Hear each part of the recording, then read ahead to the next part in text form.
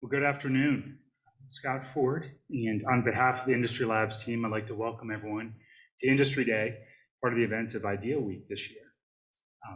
Industry Labs advances the university's mission by forging innovative partnerships between the region's two leading economic drivers, our manufacturing base and a Tier 1 research university, and in doing so, help to advance the productivity, resilience, and skills of our community.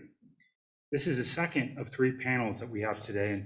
And this one, we so often talk about in our communications about what Industry Lab means in terms of what it can do for local businesses. But that's only half of the picture, right?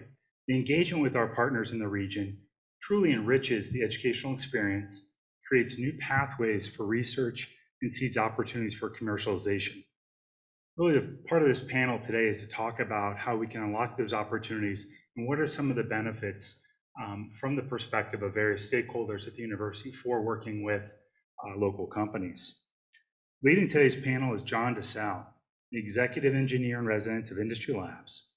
The ENIR position, as we call it, Engineers in Residence, is really the fundamental resource of Industry Labs. In that role, John serves as a bridge builder and ambassador, providing both direct advisory support, but also a critical role of helping to match company needs to resources available at the university, or also through all of our partners through the LIFT network in the region. Prior to joining Industry Labs, John had retired as the president of Hoosier Racing Tire, a company that has a global footprint despite its Hoosier name, right? And when he was our first, really the first team member for Industry Labs, and we really hit it out of the park with John. 36 years of experience with his intellectual curiosity, his humble, smart demeanor, and good graces. He really has done much to set the tone for the team and is, I think, really responsible for the relationships that have been established around the region. He sits on a variety of civic boards and leadership roles, not the least of which he chairs the Regional Development Authority, the entity responsible for the distribution of the READY grant and obviously the Regional Cities Fund. And so with that, I'll turn it over to John for today's panel. Thank you.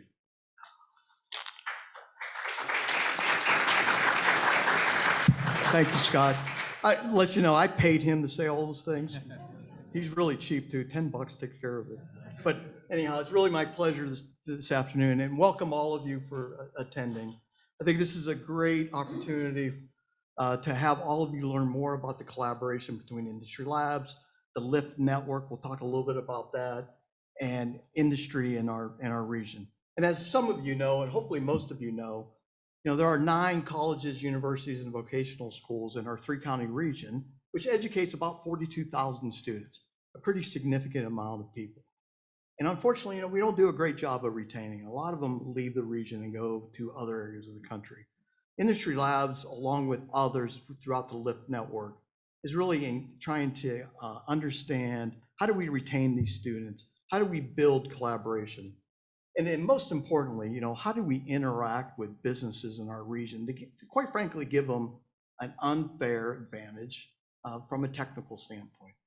So, we're very fortunate that we do have these 9 colleges, universities, the least of which, of course, is the university being a top-tier research facility, and its great reputation.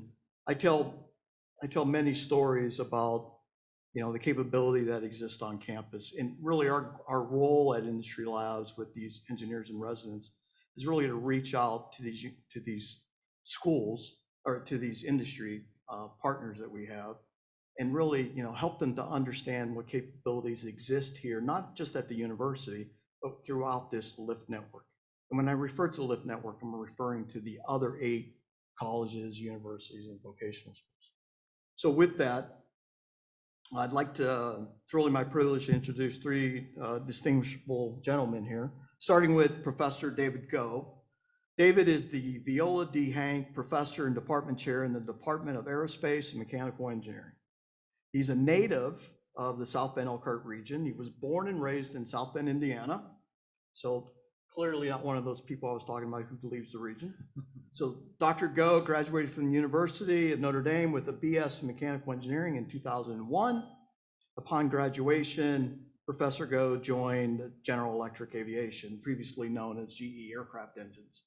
where he was a design engineer in the Edison Engineering Development Program, a rotations-based leadership development program, and completed his master's in aerospace engineering from the University of Cincinnati in 2004.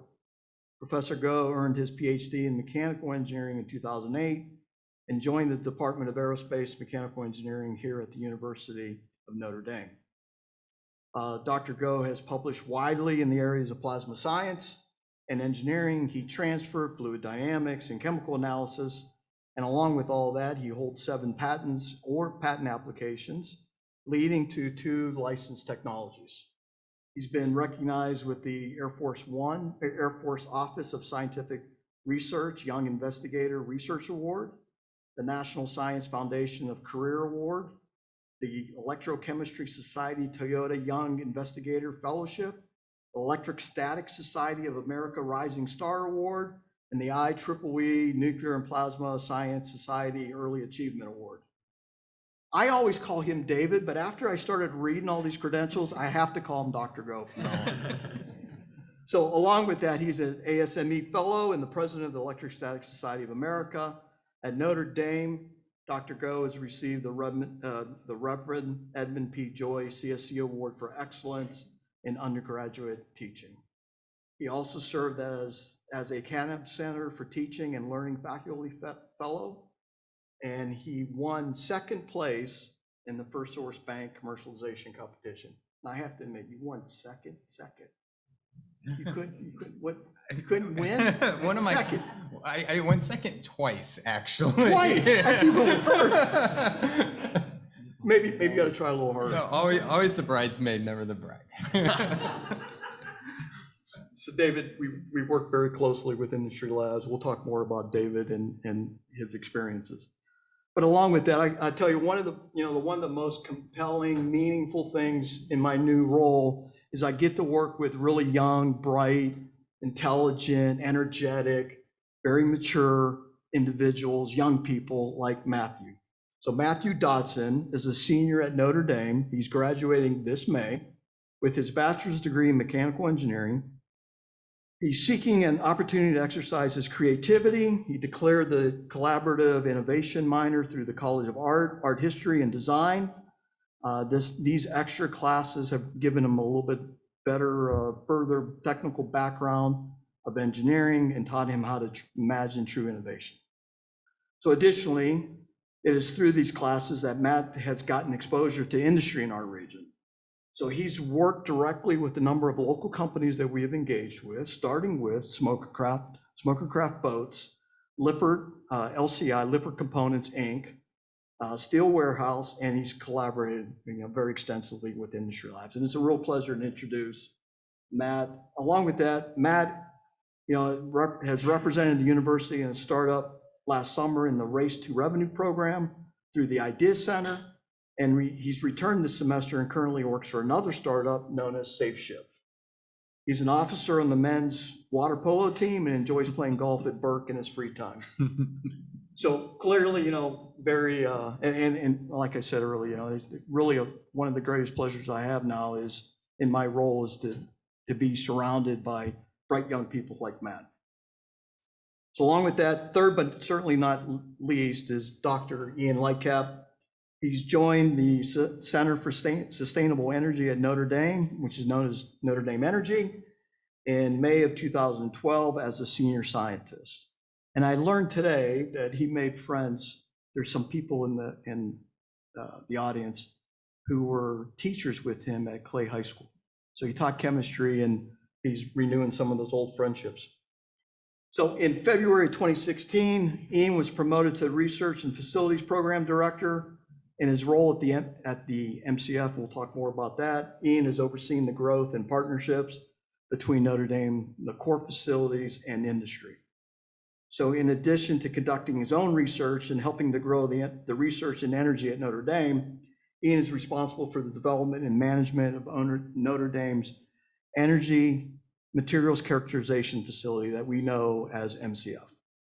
The facility is designed to assist Notre Dame faculty and associated researchers in general materials characterization.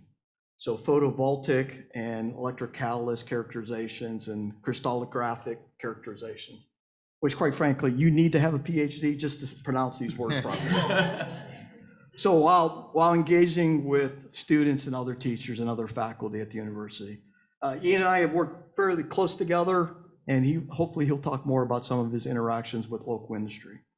So with saying that, I'd like to introduce again Dr. David Go. David has a few words to talk about, the value of experiential learning.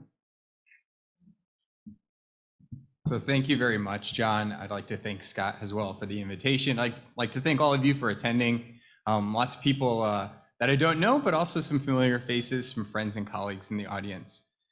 So I was asked to talk a little bit about experiential learning and collaboration between industry and faculty to bring meaningful industry experiences to students. And I thought I'd start by giving you a little bit of sort of a historical perspective, my own personal historical perspective. Like John described, I did graduate from the University of Notre Dame in 2001 with a degree in mechanical engineering. So I went through our program. I did an internship while I was a student. I did undergraduate research while I was a student.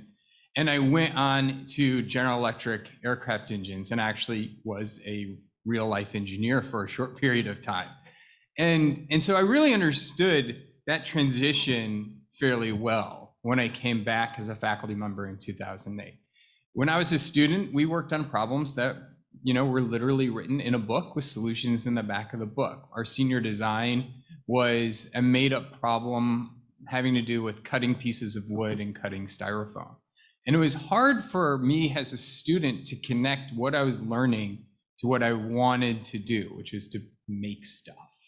Right? There was this clear sort of disconnect between all of these math fundamentals in the classroom and then what I wanted to do, which was to build and design really cool technologies. And then when I went out into industry, it was tough for me to sort of bring those together. I did successfully, I think, but when you step into industry, no one's asking you to solve a triple integral and spherical coordinates and without showing all your work, right? You're working on real problems and you're working with real technologies, and connecting that to what you were learning in the classroom was challenging.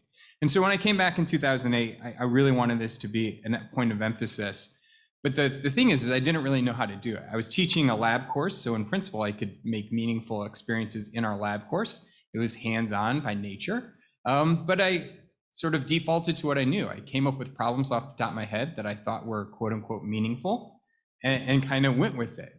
And it wasn't until a very interesting collaboration that I started with someone in architecture that I really started to realize how you could effectively do this. And so I co-taught a class, I designed and co-taught a class with a former professor, Amy Bucelato, in architecture, that was centered around design of energy efficient buildings. And the idea was to bring some architects and some engineers together, and the architects would design some beautiful structure, and the engineers would analyze it to determine its energy efficiency, and they'd work collaboratively in a co-design approach to arrive at what would be an optimal solution. And Amy was insistent that we worked on real problems, that we didn't work on imaginary problems. And so she would do all this legwork to find partners. We had partners in the community. We taught this for several years. We had partners here on campus. Our favorite was the Christian music singer Amy Grant approached us and asked us through this class to have students design an energy efficient retreat center on a very large property in Tennessee. We went down there and got to experience that.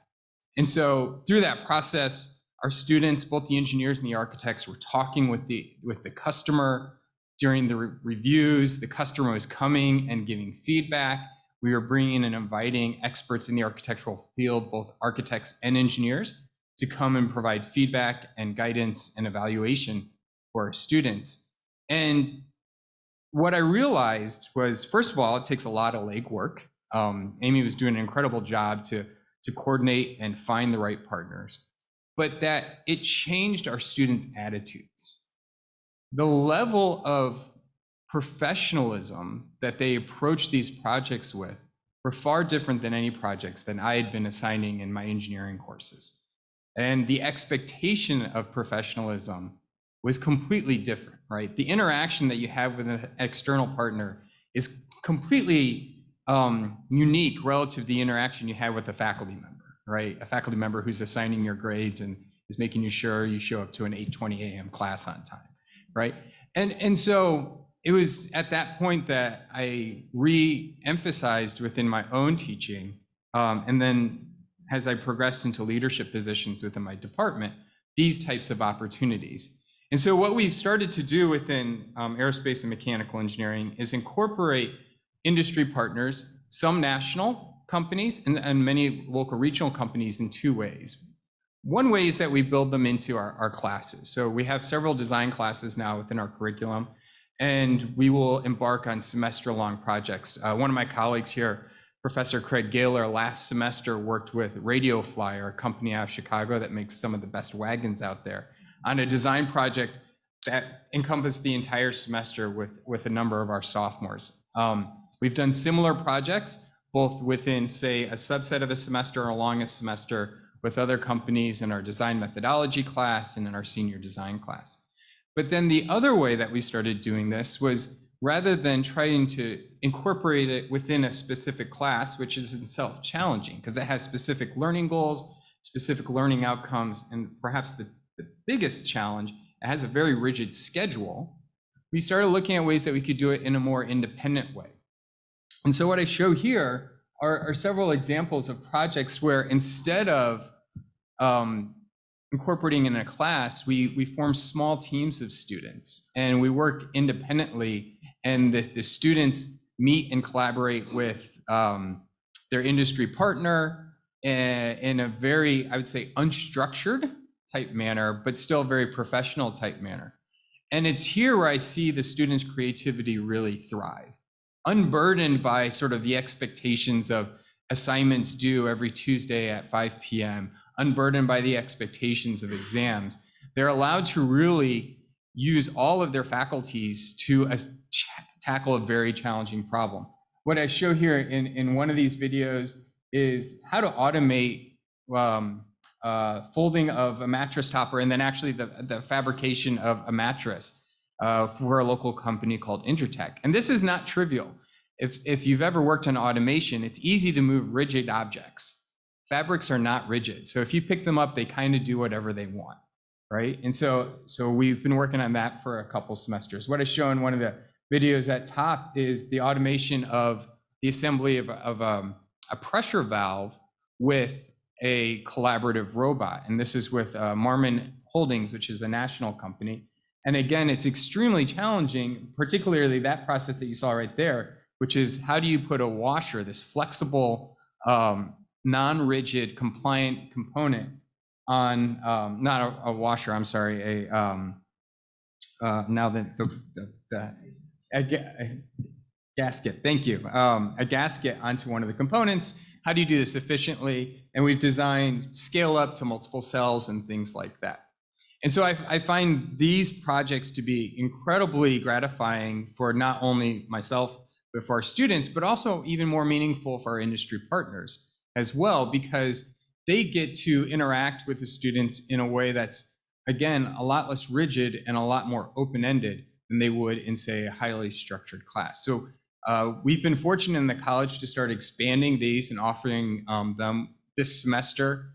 We've piloted it at the college level, incorporating students as young as sophomores and all the way through seniors on multidisciplinary teams across roughly 12 projects. Professor Jay Brockman here is leading that effort.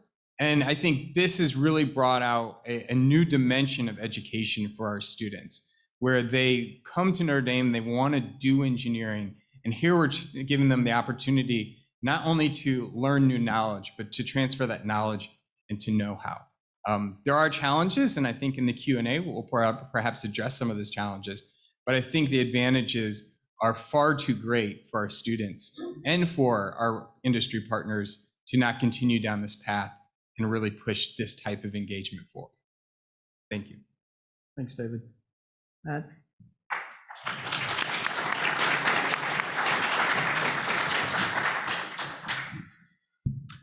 All right, so forgive me, I'm a better storyteller than I am a public speaker. So there's a little bit of background that you're gonna have to sit through. But I mean, there we go. So early on, I pictured myself as an engineer because I was good at math and science and I like to play with Legos. That's what every engineer starts out as. And so I just kind of put myself into that bin. But there was always this bright curiosity and creativity that I wanted to exercise. And so that's how I found the collaborative innovation minor at Notre Dame.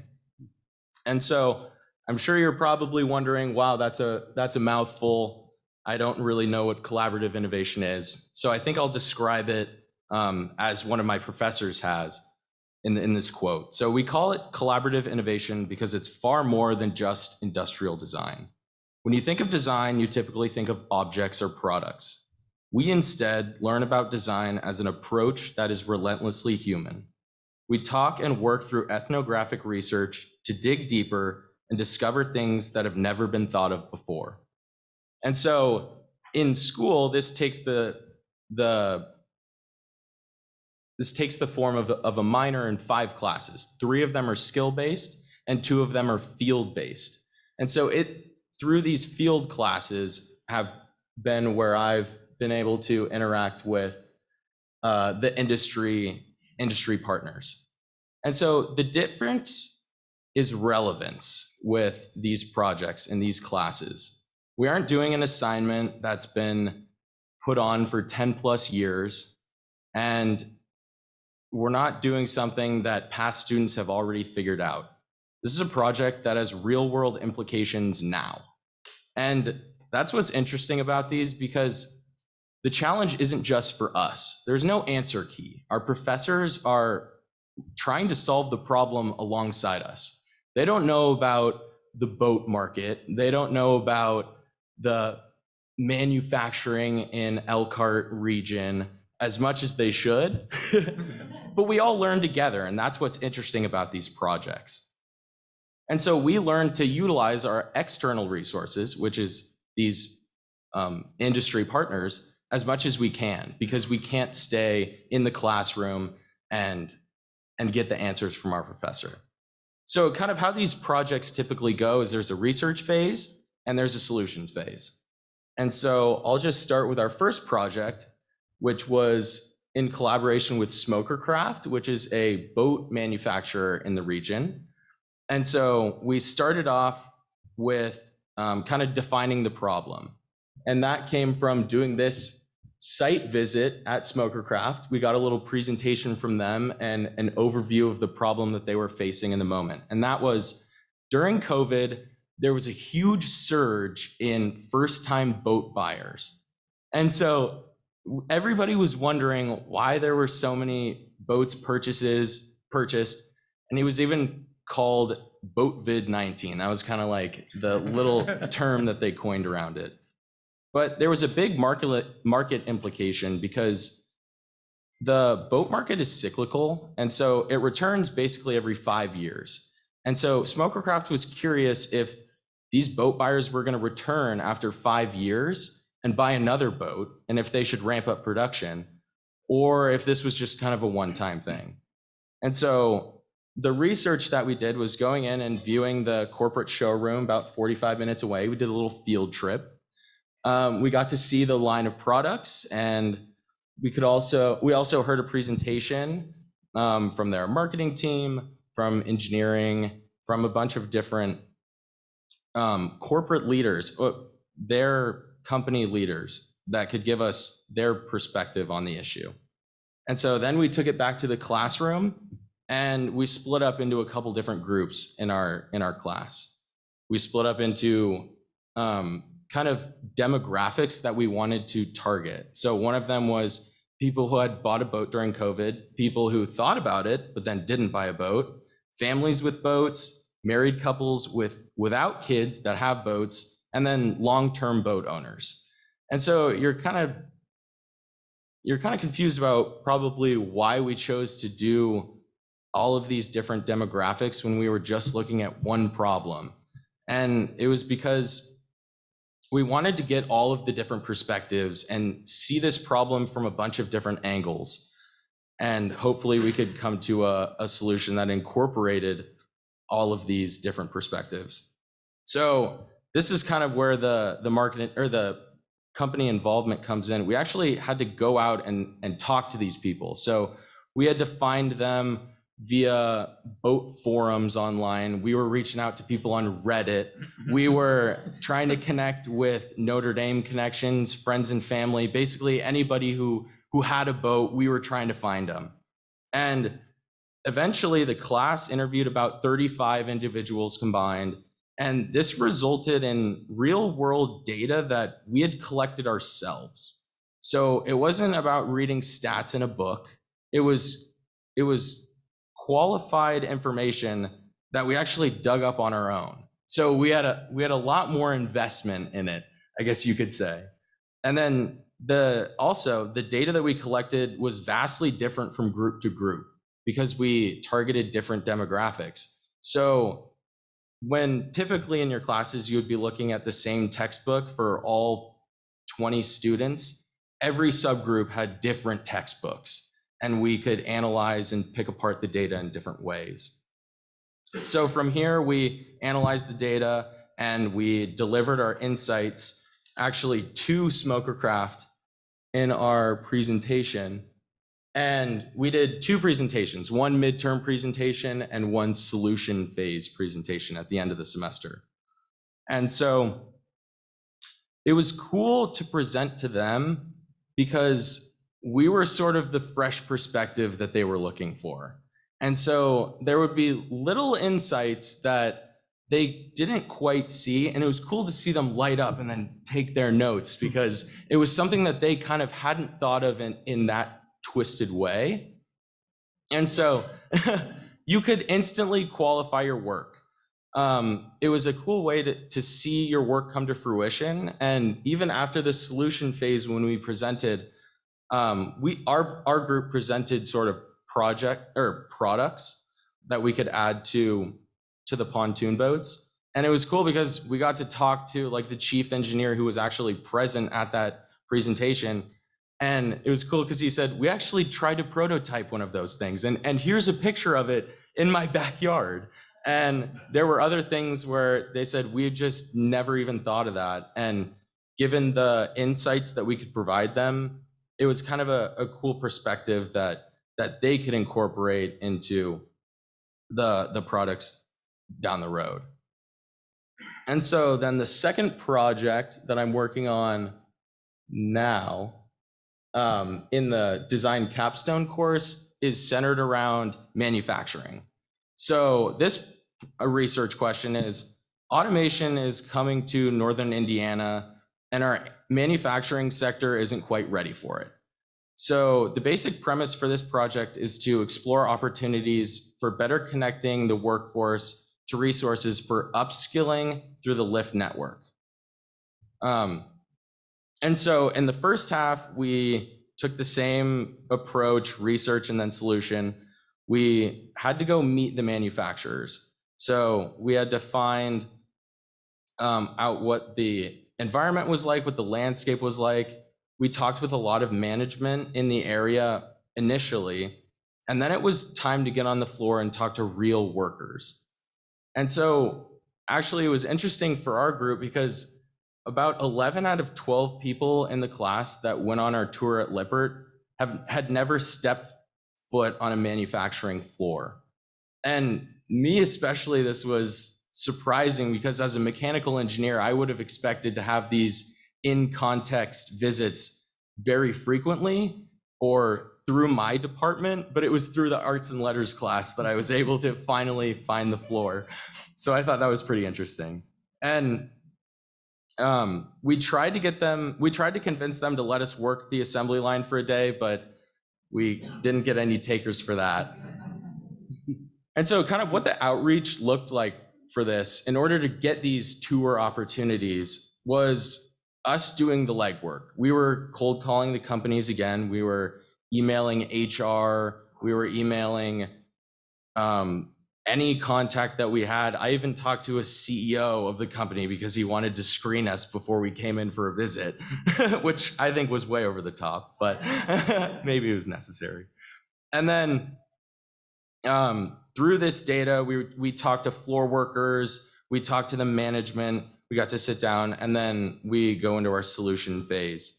And so right now, in the process of our project, we're offering solutions to industry labs in specific, and we've been working very closely with them. They've been poking holes in our ideas, and we've been filling them. And we've been working with them incredibly close to come up with solutions to this upskilling problem. And so they have kind of developed the toolbox to connect industry workers with the necessary resources to upskill, and we're trying to find solutions to get it to people.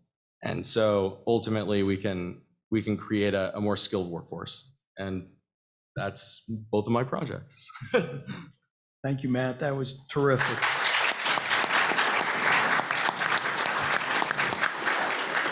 And I have a lot of questions for you, but I'm going to save them. So with that, Ian, please share your thoughts. Sure. Well, I'll just start with a little bit of commentary, just because I liked what Professor Go and Matt just Hey, said. he finished second twice. I think we can call him David again. I like the idea. Like, I've had very similar experiences, and to sum it up, it's the idea that relevance with what you're doing, and when you can see relevance and you can see you can make a change, can really lead to enthusiasm, and that enthusiasm can kind of drive you and give you motivation. So just listening to them talk kind of reminds me of that and how I've seen that also with my experience. So from my experience, right now I direct what's called the Materials Characterization Facility at Notre Dame. And it is one of many core facilities that are at Notre Dame. And so a core facility is basically, because the university is like a world-class research institution, the professors that are working on these problems that are meant to change the world, like better solar cells or something that might not seem super relevant, but like how animal groups communicate with each other. Like, so pretty much anything where you're trying to see this gain, like these research groups need excellent tools and excellent instruments to do analysis of whatever they're working on. So the university has a considerable investment in these facilities to then allow access and enable the capability to really enable the research results and to forward the progress in those labs. So I see myself as a steward of one of those core facilities. The one that I'm in charge of is general materials characterization. So it just so happens that it fits really well with a lot of industrial needs. So I would say over the past, 5 years or so, we've really seen a growth in partnerships with industry. We also do work with undergrads as well. They're key to our process and sometimes getting the work done that needs to be done. And so seeing these different companies that come in, but sometimes it's kind of an individual. So I've gotten all the way from where we work with a company that is doing coatings on aircraft carriers on the decks, and because there's always room for improvement, or basically it's always two things. It's either we want to see growth in a specific area of our company, so we need better materials, we need a new product, that kind of thing, or a lot of the times it's problem solving. So we had a batch of material that came in, we ended up using it for like to cast part of this engine or part of another company's piece, and it started to fail. So now they're coming back to us and we're trying to say, well, maybe it was our supplier. And so like this tracking back of like quality control. So typically it's a lot of problem solving as well. And being able to basically have something, hold anything in your hand and say like, tell me what this is, tell me what it's made of. If you heat it, what happens? If you put it under like this environment, what happens? These are all like really important and relevant questions to a lot of the companies, and their livelihood depends on it. So Um, I've worked, I talked about the aircraft carrier, but I've also had emails from people that just said, like, I bit into a burrito and I feel like I'm sick. It tasted horrible. Like, I'm going to send you something like in a Ziploc bag or something like that. So every day, like, I say I'm like the steward of this great investment, but every day, like, I don't know what I'm going to like encounter at work too. Part of that is all of the like fantastic researchers and professors at Notre Dame that are working on really, really interesting things. And then the other part is also that external work, which is also a really broad and interesting group of challenges and problems to come up and provide solutions for, provide like a little bit of clarity, a little bit of light. So one of the one company specifically I want to mention with is the Consumer. So I actually, when I was in high school, I was in band as well. So I played trombone and marching band, and so I love music and I love instruments. So it's another one of those like very relevant, and I keep saying relevant, but like it really does like provide a lot of enthusiasm and motivation for like seeing progress. And so through Industry Labs, who's been really great with connecting some of the regional partners with us, they connected us, and basically we did the same thing. Like, communication is key, right? So we meet and we talk about, these are kind of our pain points, these are our problems, or these are the areas where we want to see growth. And so then we'll see what kind of match we have with the facilities and the capabilities we have to hopefully meet those needs and answer a lot of their questions. And so I think one of the reasons it's been so successful in that regard is just the level of communication. So research is a really iterative process where I don't know, I think you said something like we're about discovery, right? So I kind of picture I like to think of myself as like, bear with me, but like, like all the really cool people that went out west, like the cowboys, like how cool they were, and the explorers that went to like Antarctica. You mean like General Custer? I'm thinking of like Shackleton. Oh, okay. Yeah, so like I feel like we're at that edge of discovery, and so in a way I like to see myself a little bit like that. But anyway, just being in that process where you're helping someone discover something new that they didn't know before, which you mentioned as well, is really rewarding. And I think it's usually you can see that benefit almost immediately for the company. And it always, like, research almost always generates more questions than answers, if that makes sense. Like, you have a question and you find out a little bit about it, but you start to kind of reveal a bigger picture, and then you have more questions about the parts of the picture you haven't seen yet, if that makes sense. So yeah, it's a really rewarding process, and I've really enjoyed like expanding that area with our like local regional partners. So We're going to have a lot of questions for you, Ian. Absolutely. Thank you for that.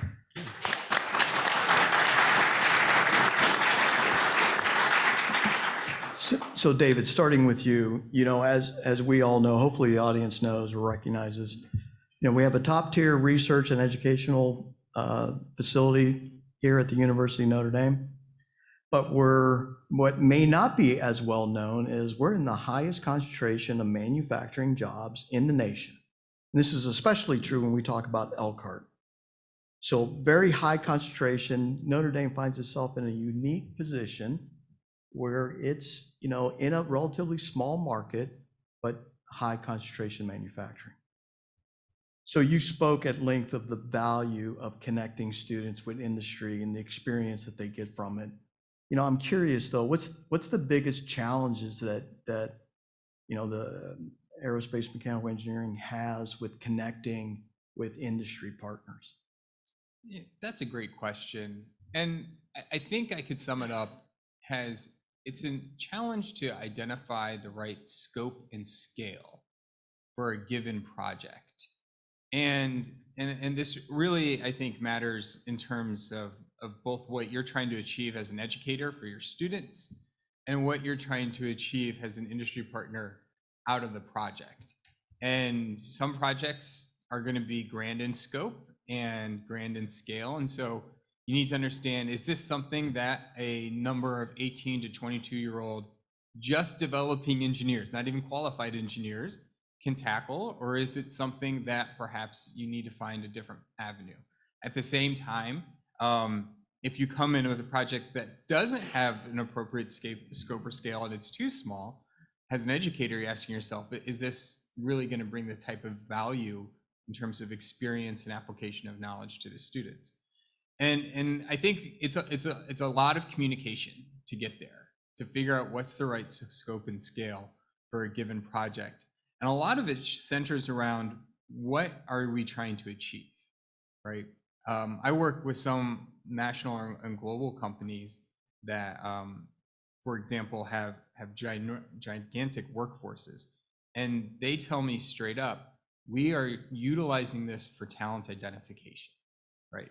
They don't need a 20-year-old engineer in training to solve some problem that's critical to their business, right? They have those types of people, but they're looking to get their business in front of students so that they understand what they do. They might be attracted to joining them either for internships or full-time positions. And they look at this as a way to engage them in a meaningful way, rather than just coming in and saying, hey, look, we do cool stuff, apply for a job. And it works, right? We've started to develop a pipeline. Whereas a smaller company that perhaps doesn't have an engineering workforce at all, right? They may employ 0 or 1 engineers. They actually need to solve a problem, but they don't have the internal resources. And so now that's a different scope, that's a different scale. And even though these are just engineers in training, their creativity, their novelty, their unique perspective will actually really help solve a critical path problem, or perhaps an opportunity for a company to expand. And so we've had some successes, well, several successes, or I think we matched the scope and scale between the students, the faculty advisor or faculty instructor, and the industry partner very well. And we've had a few that I think left room for improvement because we didn't match it very well. And so if I'm an industry partner or aspiring industry partner, I would come with a very open mind that I may not come and have all my problems solved, right? That's not really necessarily the right approach. But what can be solved that I'm going to benefit from, and how do I work with the faculty mentor or instructor, and then the students to come up with something that is going to be beneficial for every party. So David, thank you for that response. There was a comment you made about, obviously we want all of our engagements with our industry partners to be, beneficial, mutually beneficial for all parties, but occasionally they don't always work out as well as we would like them to. Why do you think, what characteristic was exhibited that interaction wasn't ideal? Yeah, so I think there were two types of interactions that I think didn't realize a most fruitful engagement. One is, in one situation, the industry partner pulled back a little bit, right? They have lots on their plate. They have a very stretched bandwidth as well. And interacting with the student group perhaps is not a top priority. And so if they're going to drop anything off their plate, it's going to be an interaction with the student group. And so now the students are left floundering. They don't know, they aren't getting any sort of feedback on whether they're on the right path, whether their solutions or their potential approaches are even suitable for what the industry partner is looking for. And so you get to the end and there's a disconnect, right? And that's really more or less a communication issue. And then I think the other situation is an overestimating of what students may be capable of, and a disconnect up front. We had a project where it had to do with assessing the quality of parts that were coming off a line with image processing. So you use a camera to get live video and assess the images. And the industry partner wanted our students to be applying all these advanced machine learning techniques. And our students had never even done image processing before. That's something you can teach, and it's something that we have the tools to do, but to ask them to go beyond that within the short time frame of, say, a semester was perhaps unrealistic. And so when the engagement, I would say, is not continuous, and so there's a pulling back, that's a common pitfall. And then when there's a mismatch between expectation and reality is a common pitfall. Perfect, thank you. So we do have a few questions that popped up. One question from Allison that we hear occasionally. How do you adjust for research in creating a solution for real world problems when real world problems don't follow an academic year timeline? So I don't, I could certainly answer that question, but I'll leave it up to the panel. Ian? David? I mean, it's a really, once again, relevant question.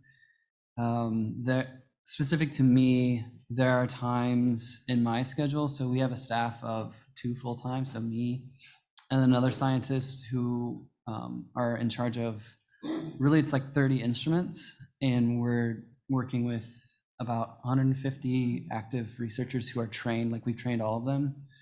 But they also have questions about, why am I not seeing what I should be seeing, or instruments that break, right? So we have times in our schedule where we're just not available because we're focused on some of that, like some of the internal needs.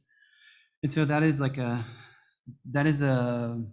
challenge. There are times, like I got a sample in, I think last week or this week, where we were able to put it on right away and start doing some analysis.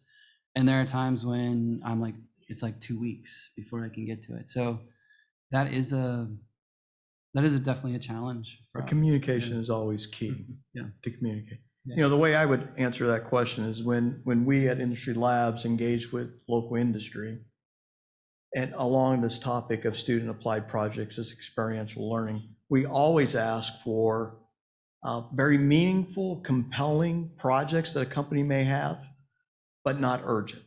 Because we are, here we're in April and we're setting up courses, we're setting up programs for the upcoming fall semester.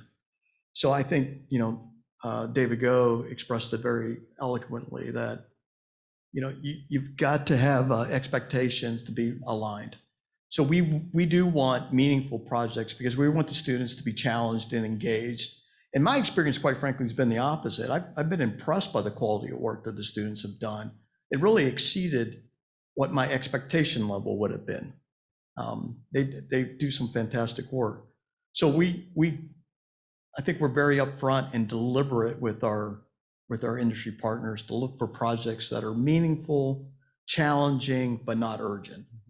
Yeah, I would say the timeline thing is kind of interesting. This gets back to what you're saying, meaningful and challenging, but not urgent. But if you scope it right, you can actually do a lot in even as little as 12 hours. So Daryl Peterson, who is here in the audience today and our managing director of our Engineering Innovation Hub, runs these things called innovatathons, which is sort of the engineering equivalent of hackathons. And we basically get a problem. We have an industry partner that comes to us and they say, we want just students to tackle this thing that we haven't been able to figure out. And we'll give prizes for the top ideas and the most creative ideas. And we throw about 40 to 50 students at it, starting at 5 p.m. on a Friday night, and say you have to be done by noon on Saturday or something like that. So they get just a couple hours. And we've done this for a number of semesters now. I think we've done it 4 times. And every single time our industry partner says, oh yeah, that was completely beneficial. We got so many interesting things. And they then have hired students to do internships to manifest their idea to the level of prototyping as well. And so if you can do it right, like the timelines can work really well, even in very, very short timelines. There's a follow-up question. We'll get to it. It's a very, very good one. But I'd be remiss if I didn't ask Matt a question. So Matt, in your experience, you described a situation. I think that many people in manufacturing fall into this trap. The old adage of when you're a hammer, everything looks like a nail to you. So, and what I mean by that is when you have, in any manufacturing environment, any manufacturing company, when you've spent a lot of time, you see problems a certain way. And it's only when you introduce new people with new experience, new backgrounds, that they bring an insight that's not readily apparent to the people who are so immersed in the problem day to day. So with that, I do want to ask you a very specific question. So with the things that you've learned, in your experience with these industry partners in our region, what was beneficial that you'll go with post-graduation? What have you learned that you can apply to the future? Yeah, so I think even going back to Professor Go's comment about professionalism, that is a huge advantage of these industry projects because you're presenting to somebody more than just a professor, right? I'll be frank, some of the deliverables for my senior design project weren't up to snuff. And I probably wouldn't have presented that to an industry partner. But when there's that healthy pressure to deliver something that's great, it drives you to be better. And so that level of professionalism comes in the presentations, in how you're talking to the industry partners, how you're organizing meetings, even the outreach. You have to add a level of professionalism that ultimately gets carried over to applying for jobs or talking to grad schools or any of those things. It's a little bit of healthy experience early on. Additionally, just hands-on in context learning is really big. Knowing how to apply things to certain situations and kind of knowing where your solution is going to go. Because solving problems for homework assignments is good, but oftentimes you fail to see the big picture. And when you're working on these projects that what the end, or kind of where it's going to go, you might not know what the solution is just yet, but where it's supposed to fit. There's a lot better context that helps you solve the problem along the way. Thank you. That was very good. So Ian, I have a question. You raised it earlier. In your lab, in all the core facilities, there's some unique aspects that are really not common in industry. The idea that industry partners can come in and use, once they get fully trained, of course, they can come in and use the equipment at a reduced cost, and they get that exposure and they get access to people like yourself. But, there are some challenges because you're conducting a lot of work internally. So what are the biggest challenges? What's the biggest issues that the MCF has when dealing with industry partners? Yeah, so I think initially we kind of thought within our core as well, like what are the instruments, what are the tools we have, and that limited a little bit of the scope. I think recently we've gone to kind of like expand past just our core, so to other cores on campus that have different capabilities, and we've started to include those. I'd say the biggest issue is really just dedicated, like having someone that's dedicated to just working on that. So there are companies that come in and they have their own staff, actually. Why not? So, and that's great. Like that's my preferred way, like to work with an industrial partner, because I can train them. And then whenever they want to, they can come in, as long as the instrument's working, they can come in and use the instrument and, get advice or whatever. We work also with a lot of companies that don't have dedicated staff. And so in that case, we're doing a lot of like the analytical planning and a lot of like me just being in front of an instrument myself. And that's where the time gets a little bit stretched. So that's actually where hopefully, so I just co-founded a company with a senior who's graduating called Verge Labs, that the whole goal of that is actually to have what we call boots in the lab. So hire a dedicated scientist who basically will be kind of like a free agent to go into the labs and go where he or she is needed based on the project and get some of that external work done at a kind of increase the throughput of that right now, where it's more of a bottleneck with myself and my staff that's in the facility. So hopefully that's something that is coming soon that will enable like a lot of greater capacity to go through the core labs. Terrific, Ian. So you recognize a problem, you have a solution, you're working on a solution, and it shows real commitment to further engagement with local industries. Yeah, and it's like we mentioned before, it's great for the university to make those connections. So I think it's kind of a win-win for everybody involved. Terrific. Yeah. So we have some additional questions, starting with John Chung. So how can a startup company, a local business, use the resources at places like, I assume this is MCF. How does a company connect with industry labs and Lyft? So Ian, would you like to start out? I can finish it. I mean, just contact somebody, right? Okay. We just start the conversation, and from there we'll see like what the needs are and what kind of overlap we have, and if we can meet those needs. So I use the phraseology a lot. Industry labs is really acting, I'm stealing a line from Tom Fujay, that it's acting as the front door to the university. So in my previous career, I never really thought of the university as a possible resource. Probably a reflection about me, less about the university. But in any event, I can't even imagine to begin to navigate, as I refer to it, as the jungle. If I wanted to connect with Ian, how would I even know who to connect with? So, the goal of Industry Labs is to make these interactions between the university, the Lyft network, and industry, really a two-way street. Certainly not everything has to go through us. That's not our intent. Our intent is to facilitate these interactions. To, as I said earlier, to give companies in our region, unfair advantages, right? Take advantage of all the resources that exist with the researchers on campus, all these labs, the significant sums of money that have been invested in facilities.